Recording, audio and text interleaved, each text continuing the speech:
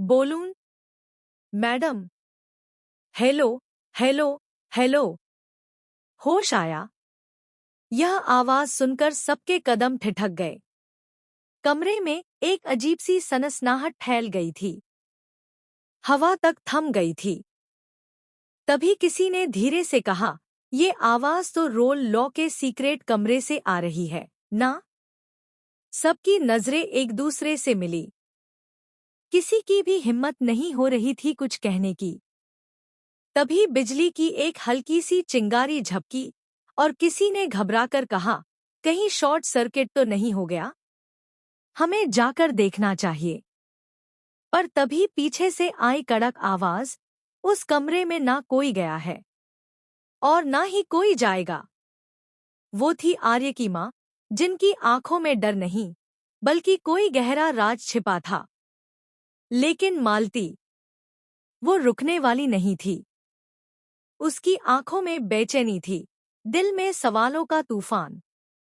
मुझे कोई नहीं रोक सकता, उसने दांत भींच कर कहा। आज मैं उस कमरे में जाऊंगी, चाहे जो भी हो जाए। वो आगे बढ़ी ही थी कि अचानक हवेली की बत्तियां झपकने लगी। दीवारों पर लटकती पुरानी तस्वीरें जैसे हिल उठी हों। हवा में किसी के रोने की धीमी आवाज घुल गई। सब डर गए। और तभी कट टू हॉस्पिटल सीन। अनु का चेहरा सफेद पड़ चुका था। उसकी सांसें धड़कनों से खेल रही थी। चारों ओर हड़कंप मचा हुआ था। तभी आर्य दौड़ता हुआ अंदर आया, चेहरे पर डर, आंखों में पसीने की बूंदें। अनु, वो चिल्लाया और बिना किसी की परवाह किए अनु को अपनी गोद में उठा लिया। वहीं बगल में खड़ी मीरा ने घबराकर कहा, आर्य, मैं संभाल लूंगी उसे, तुम। लेकिन आर्य ने एक झटके में मीरा को धक्का दे दिया। हटो रास्ते से। उसकी आवाज में गुस्सा नहीं, बल्कि डर और प्यार का मिलाजुला तूफान था।